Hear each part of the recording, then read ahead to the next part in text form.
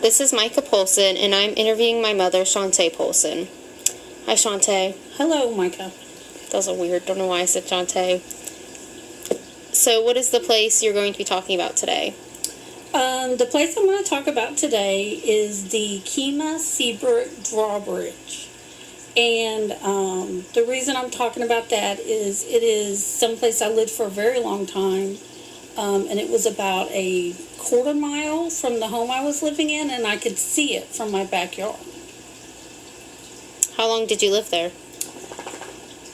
A long time, probably 20 years. And then, even longer, I lived very close by and would visit my mother. My mother and stepfather still lived there, so I'd visit often.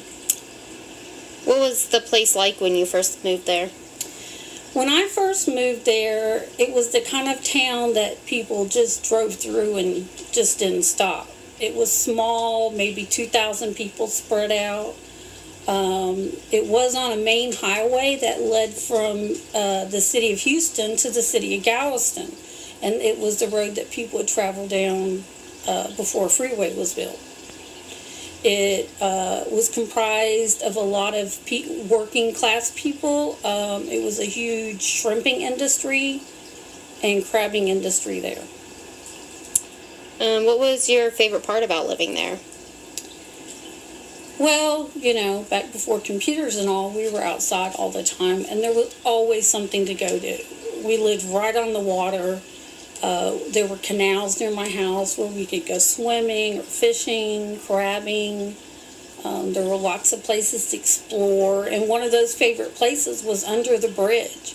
This was on the Gulf Coast in Texas, and it was really hot in the summer. And we could go up under the bridge, and there was a big shaded area, and we could hang out there during the day.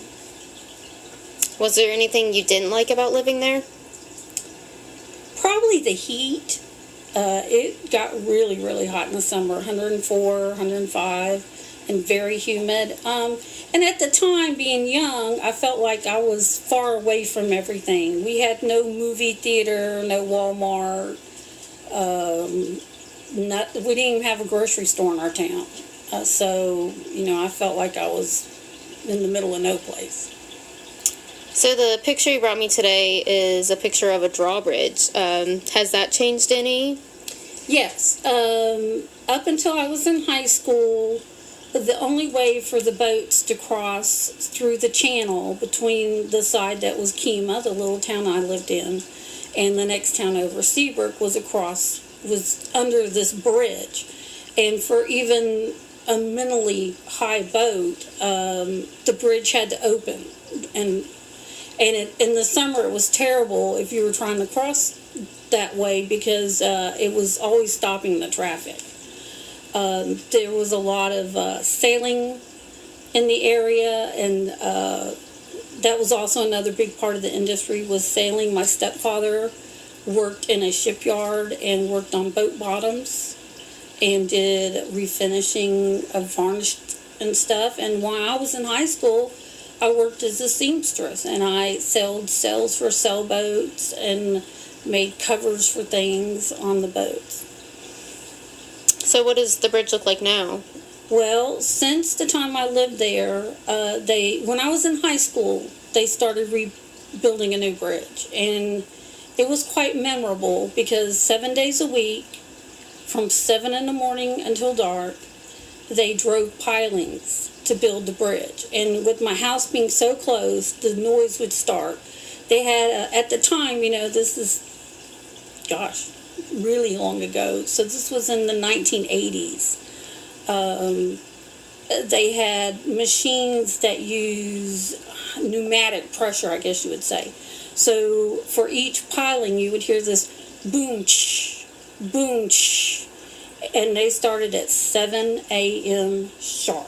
And so everyone, probably within a mile or two, heard this noise. And this went on for 4 years, 7 days a week. So they did, once, about the time I graduated high school, they did finish New Bridge. The New Bridge was still a drawbridge, but it was tall enough that the smaller boats could pass under without lifting.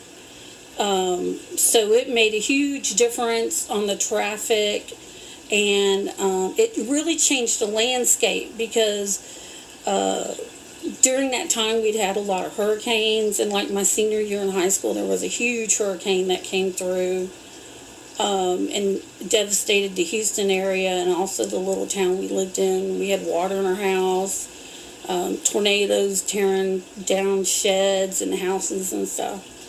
But when they rebuilt the bridge that's there now, they've rebuilt it again since then. It was about 15 years ago. They added levees. So the road is elevated probably about 8 to 10 feet along the highway to try and protect the intercoastal area from so much flooding. So what kind of trees or plants did you see around there? Not a lot. I lived in a neighborhood that was like every house had been built like individually. And being, a working class area, the houses were small, so not too many people were in the landscape. What was there was tropical. People had palm trees, things you would see like maybe in South Florida areas, that kind of tropical stuff. Little small trees and shrubs. What was the weather like there, and how has it changed, if at all? In the summer, it's really, really hot. In the fall and spring, it's hot. In the winter, it's not too hot. It rains a lot. It's very tropical. I think the average rainfall is around 70 inches. So it could rain for an hour, and then the sun will come out, and everything will be dry and just humid as ever, within another hour. So being a kid, I had to mow the grass, and in the summer you would have to mow the grass at least once a week, if not twice a week, because of all the rain.